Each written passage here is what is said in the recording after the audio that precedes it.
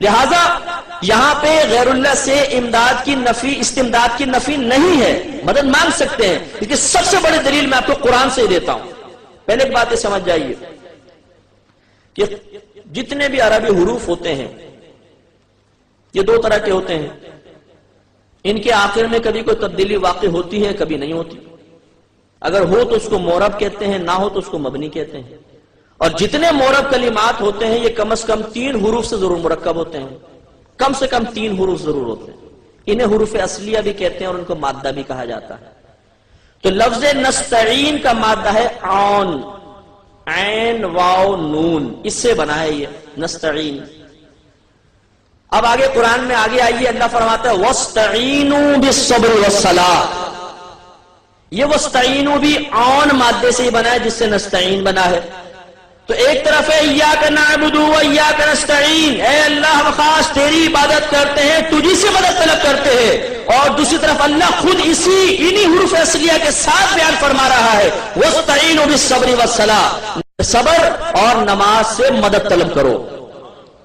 صبر خدا نہیں، نماز خدا نہیں، یہ غیر اللہ ہے، غیر خدا ہے، اور آپ کا رب آپ سے فرما رہا ہے وَاسْتَعِینُوا بِالصَّبْرِ وَالصَّلَاةِ، نماز اور صبر سے مدد طلب کرو۔ نمبر 5، برے علماء اور ان کی تحریفات، خصوصاً معنوی تحریفات۔ ایک ہوتی تحریف، تحریف کس کو کہتے ہیں؟ کچھ کا کچھ عدل بدل کر دینا جس کو ہم کہتے ہیں، اپنی طرف سے چینج کر دینا، ڈسٹارشن جس کو آپ کہیں گے، ڈسٹارٹ کر دینا میسج کو، اپنی طرف سے اصل پیغام کو بگاڑ دینا۔ اور یہ بگاڑنا 2 طرح سے ہوتا ہے۔ ایک ہوتی ہے متن میں تحریف، ٹیکسچول فیبریکیشن آپ جس کو کہیں، یا ڈسٹارشن آپ جس کو کہیں، کہ اللہ کی طرف سے آیا ہوا پیغام، اس میں انسان اپنا کلام اس طرح سے ملا دے کہ اللہ کا پیغام کیا ہے اور بندے کی ملاوٹ کیا ہے فرق ختم ہو جائے، بلکہ اپنی طرف سے کچھ بھی لکھ کے اللہ کا نام بتا دینا ہے، گھڑ گھڑ کے اس کو دین بنانا، یہ دین ہے، اپنا دین یہ ہے۔ اس طرح سے لوگوں کو بے دینی، ان کی اپنی عقل کی، اپنی خواہشات کی اپج، اس کو اللہ کا دین بتا کے پیش کرنا ہے۔ ایک تحریف ہوتی ہے متن میں، اللہ کے اصل پیغام کو بگاڑ دینا۔ دوسری تحریف ہوتی ہے اللہ کے پیغام کو تو باقی رکھا جائے، الفاظ ویسے ہی رہیں، قرآن کا قرآن باقی ہے، حدیث حدیث ہے، بخاری کی ہے، مسلم کی ہے، لیکن جب حضرت سمجھانے پر اس کو آئیں تو ایسا سمجھائیں کہ بات ہے کچھ، نکل رہا کچھ ہے، بات ہے کچھ اور ثابت کچھ اور کرنے لگے۔ اس کو کہتے ہیں معنوی تحریف۔ معنوی میننگ کے اعتبار سے، مطلب کے اعتبار سے کچھ کا کچھ مطلب بدل دینا۔ وہ الفاظ نہیں چینج کر سکا، قرآن کو نہیں بدل سکتا ہے، لیکن قرآن کو جب سمجھانے لگے گا تو قرآن کی آیات سے وہ مطلب نکالے گا جو اس میں نہیں ہے۔ کیسے؟ ایک صاحب نے دلیل دی اللہ کے سوا دوسروں سے مانگ سکتے ہیں، مدد لے سکتے ہیں، اولیاء سے قبروں میں جو ہیں وہ یا جو بھی ہیں۔ دلیل کیا ہے؟ وَاسْتَعِینُوا بِالصَّبْرِ وَالصَّلَاةِ، جس میں خود اللہ سے مدد لینا ہے اس کو غیر اللہ سے مدد لینے کا ذریعہ بتا دیا۔ وَاسْتَعِینُوا بِالصَّبْرِ وَالصَّلَاةِ، تم مدد چاہو، استعانت کرو، کس سے؟ صبر اور نماز سے۔ آپ پوچھیں گے اس سے کیا ثابت ہو رہا ہے؟ ثابت ہو رہا ہے، ثابت کرنے والا ثابت کر رہا ہے۔ کیا کر رہا ہے؟ اپنے ذوم میں ثابت کر رہا ہے، حقیقت میں نہیں۔ کہ صبر کیا ہے؟ اللہ ہے۔ آپ صبر کر رہے ہو، صبر آپ کا عمل ہے، وہ مخلوق ہے۔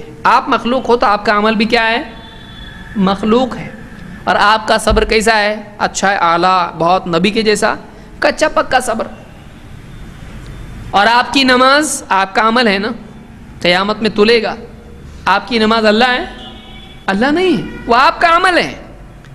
اور آپ کی نماز تو آپ جانتے کیسی ہے، کچی پکی نماز ہے، دھیان کدھر جا رہا, قرات کدھر جا رہی, تجوید کتنی توبہ کر رہی, کیسی تجوید آپ کی, کیسی قرات آپ کی, کیسا دھیان نماز میں آپ. تو آپ کیسی ٹوٹی پھوٹی نماز آپ کی نماز ہے, اس سے مدد لے سکتے, اتنے بڑے ولی سے نہیں لے سکتے. تو یہ لاجک کہ آپ جب ایک مخلوق سے مدد مانگ رہے ہو تو پھر دوسری اس سے بڑی مخلوق سے کیوں نہیں مانگ سکتے. آپ کے ایسے سڑے گلے صبر سے آپ مدد لے سکتے ہو, آپ کی ایسی ٹوٹی پھوٹی نماز سے آپ مدد لے سکتے ہو, ایسی مخلوق سے مدد لے سکتے ہو جو بذاتی ہی قائم بھی نہیں ہے, آپ کے ساتھ جڑی ہوئی ہے, لیکن آپ اولیاء سے مدد نہیں لے سکتے. آپ کی نماز زیادہ اونچی ہے کہ اولیاء زیادہ اونچے ہیں؟ آپ کی ٹوٹی پھوٹی نماز سے بھی برے ہو. آپ کی نماز کا اللہ کے پاس کیا مرتبہ ہے اور اولیاء کا کیا ہے؟ تو آپ کی نماز کا مرتبہ زیادہ ہے یا ولی کا زیادہ ہے؟ اور ولی کا زیادہ ہے.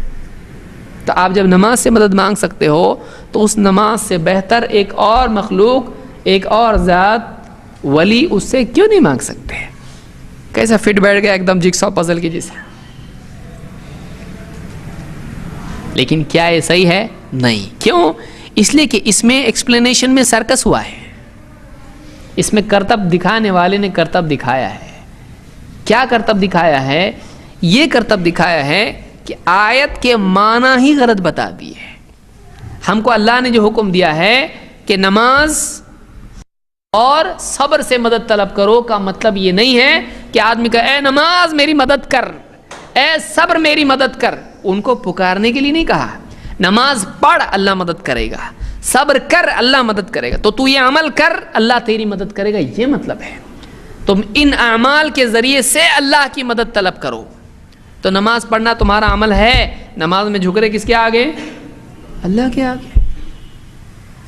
اور صبر کر رہے ہیں تو کس کی خاطر؟ وَمَا صَبْرُكَ إِلَّا بِاللَّهِ, تیرا صبر اللہ کی خاطر, اللہ کی توفیق سے ہے. اللہ کی خاطر صبر کیا جاتا ہے. تو صبر اور نماز سے مدد مانگنا نہیں ہے, اس عمل کے ذریعے اللہ سے مدد مانگنا ہے. اب کیا بتا دیا اس کو, کیسا بنا دیا کہ دیکھو انہی سے مدد جب مانگ سکتے تو اولیاء سے کیوں نہیں مانگ سکتے ہیں. اور اگر واقعی یہ اتنا بڑا معاملہ تھا تو اللہ ڈائریکٹ بول دیتا تمہاری نماز کچی, تمہارا صبر کچا, وہ تو چھوڑو. ڈائریکٹ اولیاء کے وہ تو پکے ہیں نا, اور اولیاء میں بڑے کون سے؟ نبی صلی اللہ علیہ وسلم سب سے بڑے ہیں. تو ڈائریکٹ تم انہی سے مانگو. اللہ نہیں کہتا, اللہ نہیں کہہ رہا, اللہ بڑے کو چھوڑ کے چھوٹا بیان کر رہا ہے کہ جو تم کو سمجھ میں آ رہا ہے پرفیکٹ اور ناٹ پرفیکٹ, یہ قاعدہ اللہ کو نہیں معلوم. اللہ پرفیکٹ چھوڑ کے تم کو ناقص, کامل چھوڑ کے ناقص کی طرف رہبری کر رہا ہے. تو نعوذ باللہ گویا کہ اللہ ہی نے بڑا چھوڑ کے اصل چھوڑ کے کمتر بتا دیا. تو اس طرح کا جو کرتب ہے جب آدمی کرتا ہے تو لوگ جھانسے میں آ جاتے ہیں, دھوکے میں آ جاتے ہیں.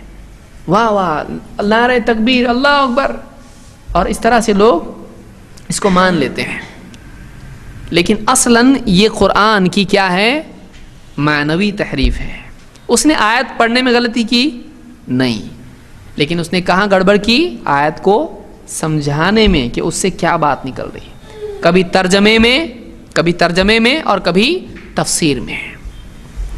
کیونکہ اگر واقعی ایسا ہوتا کہ اولیاء کو پکارا جائے تو صحابہ اور تابعین اور چاروں امام اولیاء کو اور اللہ کے نبی صلی اللہ علیہ وسلم کو مدد کے لیے پکارتے ہیں.